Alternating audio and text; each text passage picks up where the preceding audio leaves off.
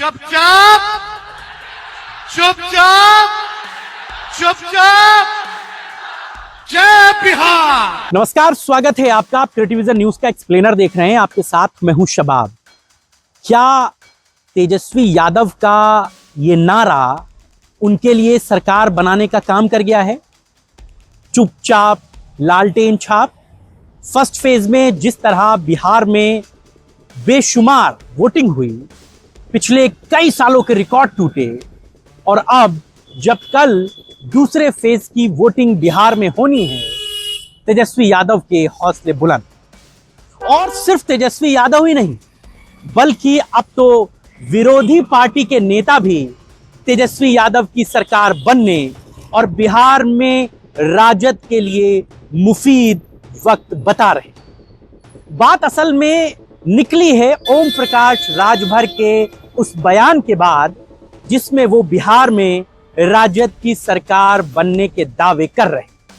और सिर्फ ओम प्रकाश राजभर ही नहीं, बल्कि कई और नेता भी दबी जुबान में बिहार में तेजस्वी यादव के मुख्यमंत्री बनने और राजद की सरकार आने की अटकलें लगा रहे।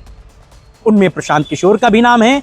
कहीं ना कहीं उन्होंने इन बातों को दबी जुबान में जरूर कहा है। खैर, ये सारी बातें तो 14 तारीख के नतीजों में पता चलेंगी कि सरकारें किसकी बनेंगी, लेकिन ओम प्रकाश राजभर की अगर बातों पर यकीन किया जाए, अगर उनकी बातों को समझा जाए, तो उनकी बात बेजा भी नहीं है। ओम प्रकाश राजभर ये कहते हैं कि जब जब बिहार में मतदान ज्यादा होता है, तब तब राजद की सरकार बनती है। उन्होंने इसके लिए उदाहरण भी दिए। उन्होंने कहा कि असल में 1990 में जब 62.4% मतदान हुआ, उस बार लालू यादव पहली बार सत्ता में आए। इसके बाद 1995 में तकरीबन 62% वोट हुआ, तब लालू यादव की सरकार बनी। इसके बाद साल 2000 में भी जब तकरीबन 63% पोलिंग हुई, तब फिर लालू यादव ही मुख्यमंत्री बने। और अब जब पहले फेज में ही 60% से ज्यादा की वोटिंग हो चुकी है, और अब कल जब दूसरे फेज का मतदान होना है, मतदान का बढ़ता प्रतिशत ये बताता है कि राजद की सरकार बिहार में बन रही है। ये बात ओम प्रकाश राजभर कहते हैं। और ओम प्रकाश राजभर कोई यूं ही नेता तो है नहीं, या वो तेजस्वी यादव की टीम के आदमी तो है नहीं जो वो तेजस्वी यादव के लिए कहें, तेजस्वी यादव के फेवर में कहें। भाई, वो तो एनडीए के घटक दल हैं। उत्तर प्रदेश में एनडीए की सरकार में कैबिनेट मंत्री हैं, एक एक नहीं, दो दो विभागों के मंत्री हैं। और वो तो बिहार में भी एनडीए के साथ चुनाव लड़ना चाहते थे, लेकिन उनकी दाल नहीं गली, उनका सिस्टम नहीं बैठ पाया, वो सब अलग बात है। लेकिन ओम प्रकाश राजभर बिहार में राजद की तारीफ कर रहे हैं। राजद की तारीफ करने में, उनकी बातों को कहने में अब बिहार में बहुत सारे सियासी समीकरण देखने को मिल रहे हैं। हालांकि आप पिछले चुनावों में भी सर्वे रिपोर्ट्स को देखेंगे अगर, तो आप ये जानेंगे कि 2020 के चुनावों में भी महागठबंधन की ही सरकार तमाम एग्जिट पोल में दिख रही थी बनते हुए। लेकिन बाद में जब नतीजे आए तो चीजें बिल्कुल उलट हुई। वहां पर राजद की बजाय जदयू का बोलबाला रहा।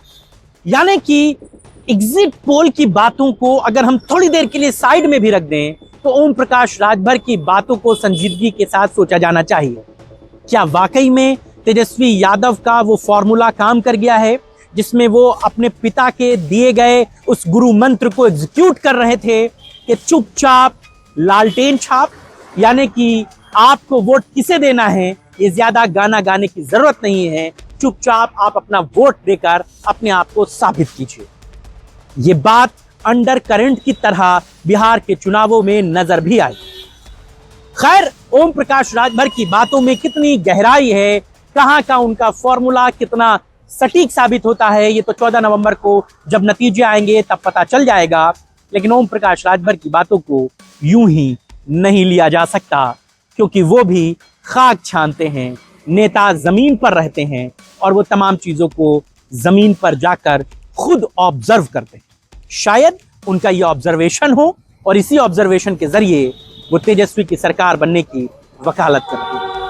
क्या होंगे नतीजे, ये तो 14 नवंबर को पता चलेगा। लेकिन अब दूसरे फेज की पोलिंग 11 नवंबर को होनी है, जिसकी सभी तैयारियां पूरी कर ली गई हैं। नेताओं के प्रचार खत्म हो गए, अब बारी ईवीएम में किस्मत के कैद होने की। आप ओम प्रकाश राजभर की इन बातों को कितनी गंभीरता से देखते हैं, या आपको इसमें कितनी सच्चाई लगती है? आपको इसके बारे में क्या राय है, हमें जरूर बताइएगा। आपके राय और विचारों का हम इंतजार करें। फिलहाल इतना ही, नमस्कार।